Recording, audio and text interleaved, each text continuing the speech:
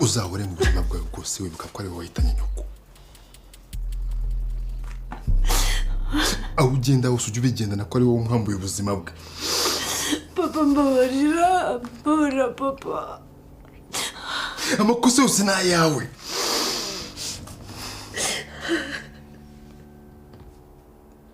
Umugore wanjye apfuye kubera wowe. Niba nicyo kinyendaro cyawe ntabwo nzigira mbaho umwanya mu nzu yanjye ndakumva ubuzima bwanjye.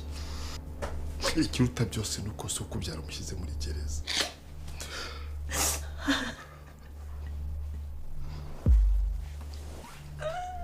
Kuko wayiguteye ndamukindura. Ndamuniga mpaka amaso we mutuku umucyo ugashyira mu mboneye. Ako papa nawe gabanya ibyo birahagije. Wabuze umufasha wawe ariko nawe yabuze umubyeyi we. Namugukurikiza washyano. Ntukivange mu ntambara z'imiryango we.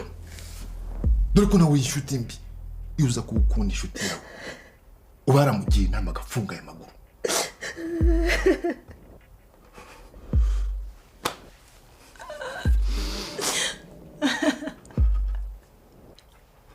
Papa ndakwingize mbabarira.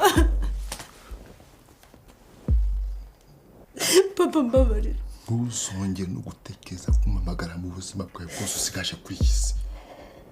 Sindi so. Ndarincuza kuba narabyaye. Papa ndakwingize. Nujya guhumeka umwuka ukumva. Umwuka uri guhumeka ari buzima izina ryanjye. Ukawusohore. Gusenyera iso. Papa ndakwingize mbabarira papa.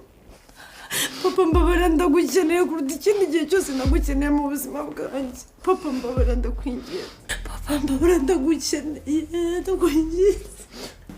Papa ndakwingize mbabarira ndagukeneye. Akagahinda untendesha kayikuzanga pfana. Ukibuka agahinda wanteye nimba wanteye wakirumbo. Papa mbabarira